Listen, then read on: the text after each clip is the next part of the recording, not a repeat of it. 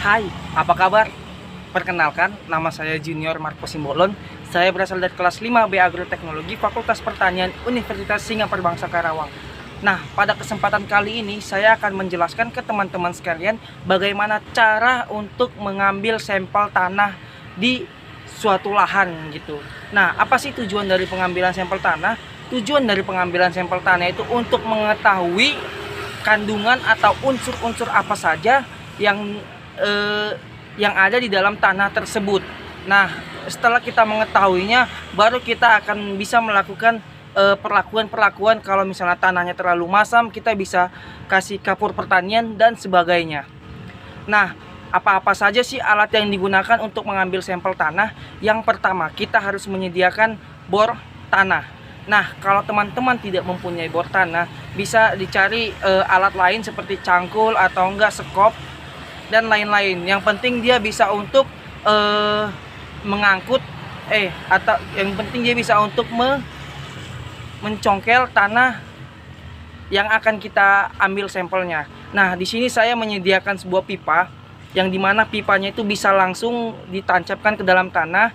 Nah, ukuran pipanya itu sudah kurang lebih 10 cm.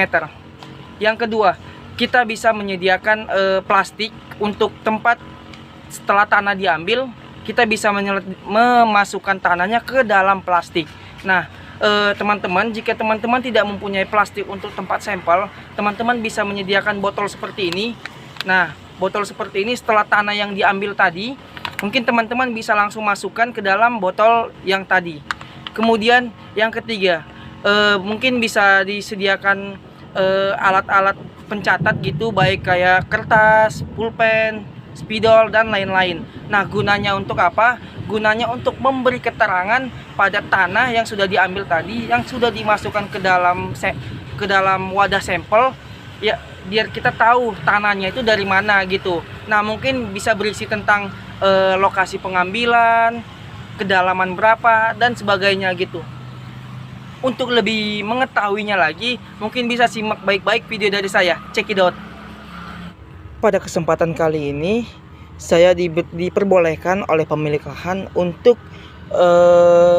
melakukan praktikum langsung di lahannya pada petakan yang pertama, petakan yang kedua, dan petakan yang ketiga. Nah, sekilas petakan-petakan lahan yang ini terlihat seperti berbentuk persegi gitu. Nah, sebelum kita mengambil sampel tanah atau sebelum kita langsung terjun ke tempat pengambilan sampel tanah, kita harus tahu terlebih dahulu mengenai jenis-jenis dari pengambilan sampel tanah. Nah, hal yang perlu teman-teman ketahui, yang pertama itu dalam pengambilan sampel tanah itu dapat berbentuk diagonal. Diagonal itu dia bisa berbentuk seperti ini pada titik ini, kemudian di tengahnya, kemudian di pojok, atau di sini pada titik ini, kemudian di tengah, kemudian di pojok gitu. Nah, kemudian ada berbentuk zigzag. Untuk berbentuk zigzag itu mungkin bisa seperti zigzag ya. Bisa seperti ini, di sini, di sini, di situ, atau di sini, di situ, di situ gitu. Nah, itu mungkin hal-hal yang perlu teman ketahui. Namun ada beberapa lahan yang dia tidak berbentuk persegi ya. Maksudnya dia bentuknya random gitu, ada yang berbentuk trapesium atau seperti apa. Nah, mungkin teman-teman bisa untuk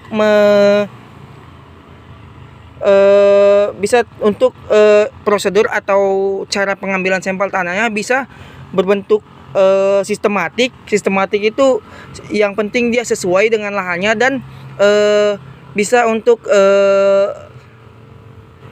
apa yang teman-teman ambil itu bisa mewakili dari seluruh lahan. Atau bisa sistem acak yang dimana itu bisa satu di sini atau di situ, di situ, di situ gitu. Yang penting dia bisa mewakili dari lahan yang akan kita kelola atau kita pengen tahu mengenai kandungan haranya seperti apa. Nah, sebelum teman-teman mengetahui mengenai prosedurnya, nah, teman-teman harus mengetahui dulu apa saja hal yang perlu diperhatikan saat pengambilan sampel. Yang pertama, hindari mengambil sampel tanah dari galengan selokan, tanah sekitar rumah, bekas pembakaran sampah dan lain-lain gitu. Nah, tadi di situ kan ada berbentuk selokan tuh. Nah, jadi saya untuk menghindari pengambilan sampel tanah yang di dekat selokan. Kemudian yang kedua, sampel tanah yang diambil pastikan merupakan perwakilan dari hamparan lahan. Nah, perwakilan dari hamparan lahan itu bukan bermaksud harus semua titik gitu, tidak. Yang penting misalnya ada 3 titik, itu 3 titik itu sudah mewakili dari seluruh luas lahan yang akan diuji gitu. Ya, dan yang ketiga, sampel tanah sebaiknya diambil dalam keadaan lembab, tidak terlalu basah dan tidak terlalu kering. Kebetulan pada keadaan kali ini untuk tanahnya sendiri tidak lembab ya, tidak basah juga, dan sedang-sedang saja gitu. Mungkin untuk selanjutnya mengenai cara pengambilannya bisa langsung simak di video berikut ini. Cekidot. Baik, pada uji lahan kali ini saya ingin mengambil sampel tanah pada titik ini, di tengah dan di akhir pada baris ketiga gitu. Nah, langsung saja untuk titik di sini kita bisa ngambil untuk yang pipa tadi kita bisa langsung tancapkan ya. Kita bisa langsung tancapkan.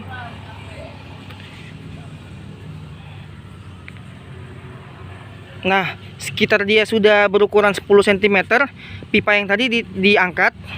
Nih, ini sudah ada beberapa tanahnya ya. Nah, ini kemudian tanah yang tadi diangkat dimasukkan ke dalam wadah sampel. Untuk tanah yang tadi diangkat langsung dimasukkan saja ke wadah sampel.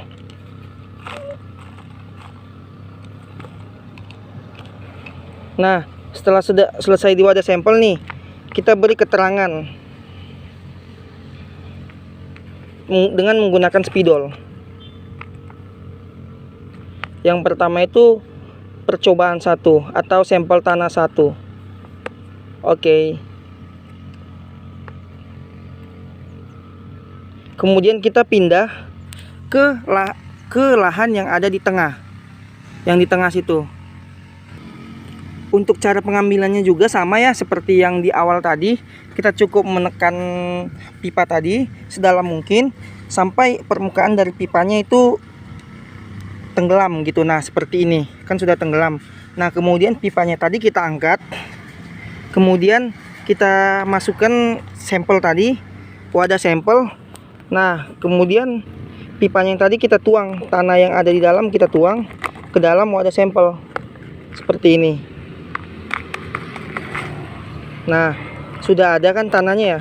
Nah, setelah sudah kita beri keterangan sampel 2. Oke, dilanjut. Nah, sama ya seperti yang tadi juga. Untuk di sampel ketiga kita bisa masukin pipanya langsung ya ke dalam tanah seperti ini. Ditekan-tekan terus. Nah, sekitar sudah kedalaman 10 cm. Pipa tadi diangkat. Kemudian masukkan ke wadah sampel. Kemudian masukkan ke wadah sampel seperti ini. Nah, sekiranya tanahnya sudah masuk ke wadah sampel ya, kemudian kita kasih keterangan. Ini merupakan sampel tanah ketiga. Oke. Nah, begitulah prosedur untuk mengambil sampel tanah di lahan yang akan kita kelola. Jadi seperti inilah sampel tanah yang sudah kita ambil tadi. Ini untuk sampel tanah 1, sampel tanah 2, dan sampel tanah 3. Nah, setelah ini sampel tanah akan dilakukan beberapa uji untuk mengetahui apakah tanahnya itu tergolong masam, apakah kapasitas tukar kationnya seberapa tinggi, dan lain-lainnya. Mungkin sekian penjelasan dari saya. Terima kasih. Sekian penjelasan dari saya mengenai cara mengambil sampel tanah di lahan pertanian. Apabila ada tutur kata atau kesalahan, mohon dimaafkan, dan apabila penjelasan saya kurang jelas, mohon diperjelas di kolom komentar. Sekian dari saya ucapkan terima kasih atas perhatiannya. Wassalamualaikum warahmatullahi wabarakatuh. Selamat siang.